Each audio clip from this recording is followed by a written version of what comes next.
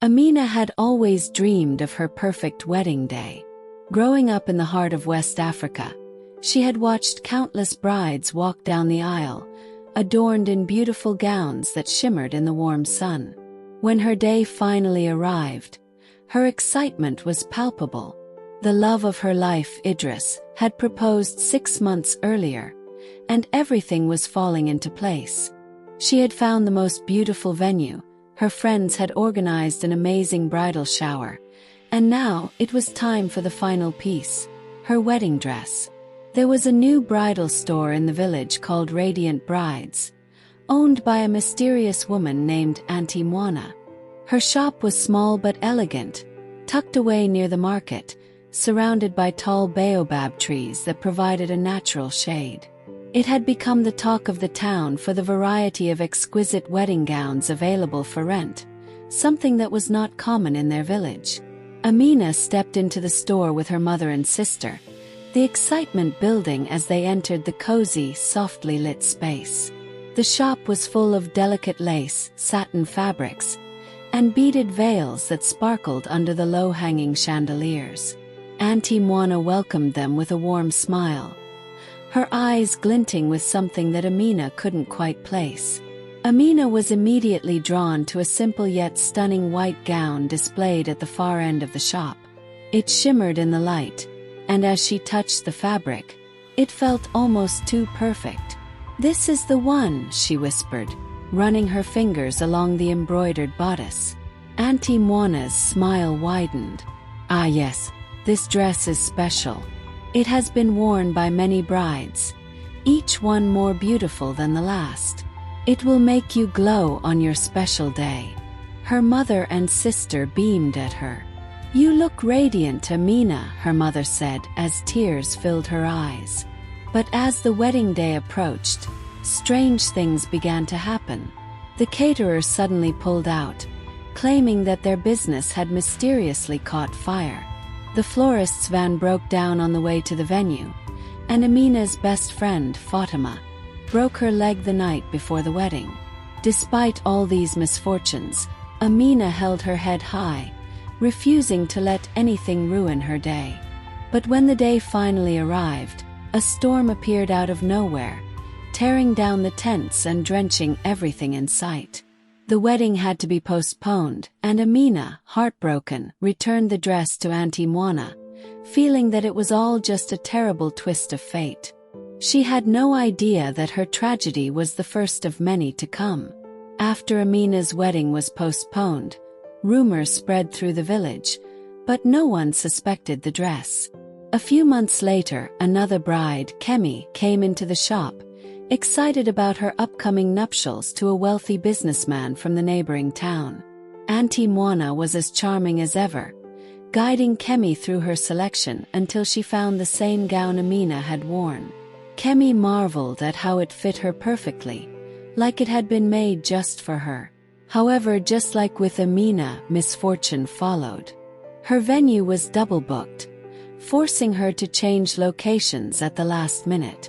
The band she had hired fell ill, and on the morning of her wedding, a massive fight broke out between both families, resulting in her marriage being cancelled. Kemi was devastated. Her family told her it was the work of evil spirits, but she refused to believe in such things. She returned the dress to Auntie Moana, angry but resigned, thinking that her wedding was simply doomed from the start. No one made the connection to the dress. After all, how could a piece of clothing cause so much chaos? In the months that followed, 2 more brides found themselves in similar situations. Zainab's wedding was ruined when her fiancé disappeared mysteriously the night before the ceremony. His family never heard from him again. They said he had fled the village out of fear of marriage, but Zainab had a sinking feeling that something more sinister was at play.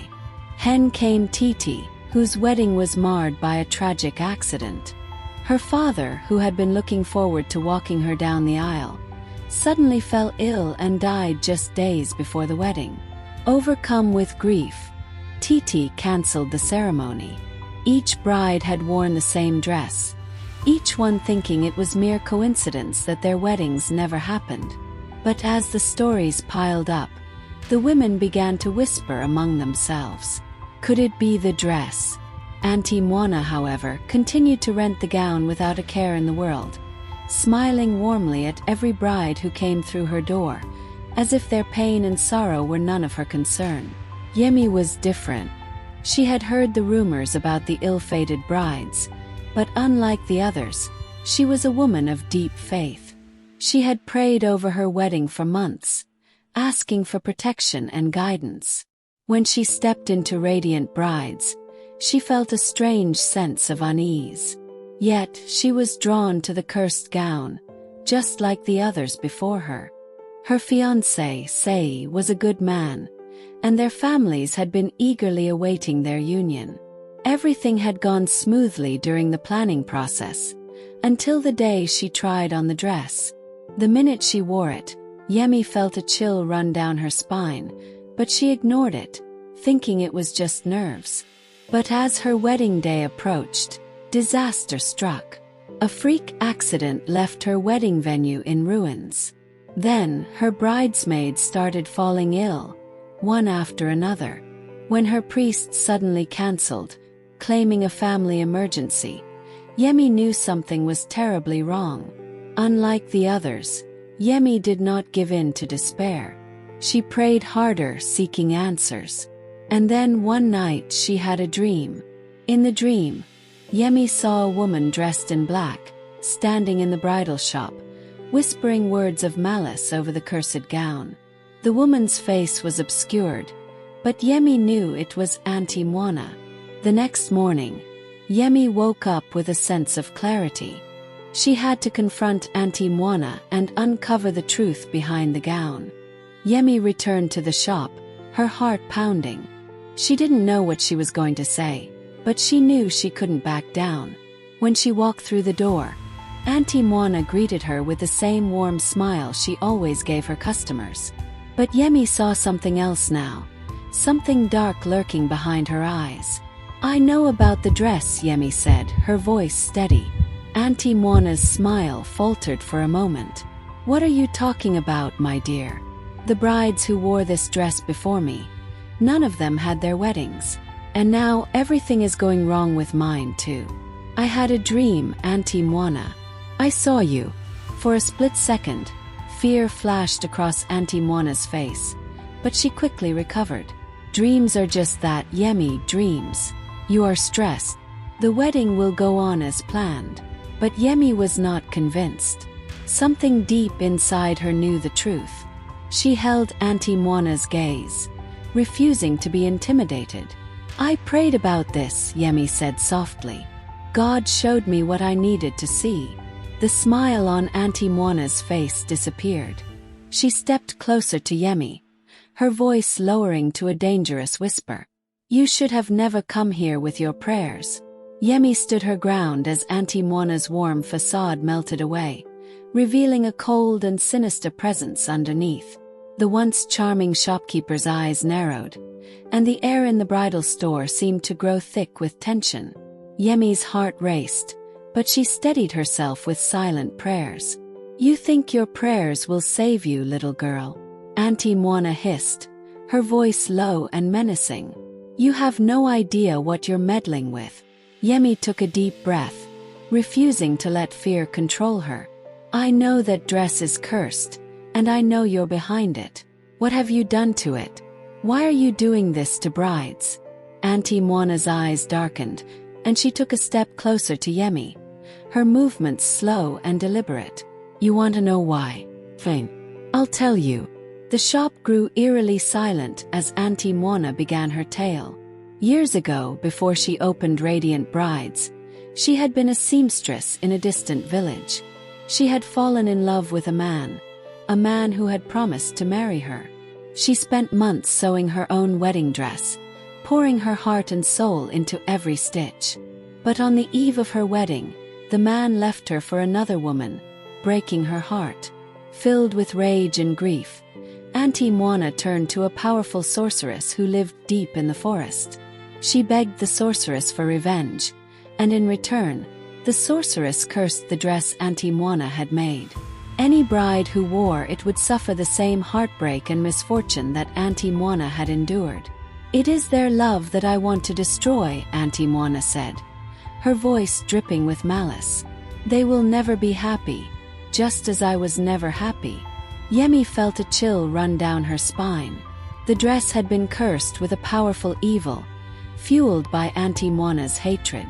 But Yimi also knew that curses could be broken. "You can't keep doing this," Yimi said firmly. "These women, these brides, did nothing to you. They don't deserve this." Auntie Moana laughed, a harsh, bitter sound. "It is too late for them. And it is too late for you." Yemi stood her ground, refusing to let Auntie Moana's words shake her resolve. She knew there had to be a way to stop this curse, to free the brides from the torment they had suffered. "I refuse to believe that," Yemi said, her voice strong. "There's always a way to break a curse. And I will find it." Auntie Moana's eyes glinted with cold amusement. "You think you can undo what I have done? You're a fool. No one can save you or the others. The dress belongs to me." Yemi's mind raced. She had to act quickly before more lives were ruined. The other brides, Amina, Kemi, Zainab and Titi, had all suffered under the weight of this cursed dress, and it was only by the grace of her prayers that Yemi had been able to see the truth. She would not let this evil continue. "I don't need to undo what you've done," Yemi said, stepping forward with a calmness she didn't fully understand. "I just need to end it." She reached out and grabbed the cursed gown from its display, holding it up for Auntie Moana to see. For the first time, the old woman flinched, her bravado faltering. Yemi began to pray, her voice soft at first but growing louder with every word. She called on the strength of her ancestors, the power of her faith, and the spirits of the land to help her break the curse that had bound so many. The air around her crackled with energy, and the bridal shop seemed to tremble as her words filled the room. Auntie Moana screamed in fury, her face contorted with rage as she lunged at Yemi, trying to rip the dress from her hands. But it was too late. Yemi's prayers had reached a fever pitch, and with a final cry, the cursed energy surrounding the dress shattered. The gown in Yemi's hands began to unravel, its fabric turning to dust as the curse was broken. Auntie Moana fell to her knees, clutching her head in agony as the dark magic she had wielded for so long was ripped from her. With the curse broken, the once glamorous radiant bride's shop now felt like an empty shell. Auntie Moana lay on the floor, her energy spent, her power gone. The air was lighter, and Yemi could feel the oppressive weight lift from the room. "You should be punished for what you've done," Yemi said, her voice steady. "For all the lives you've ruined." Auntie Moana groaned, but she no longer had the strength to argue.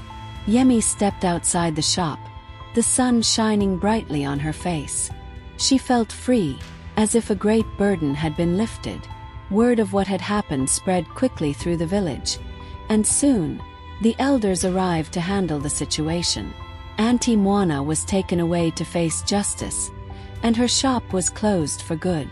The brides who had suffered because of her curse, Amina, Kemi, Zainab and Titi, were each freed from their pain. They were finally able to heal, and in time they found happiness in their own ways.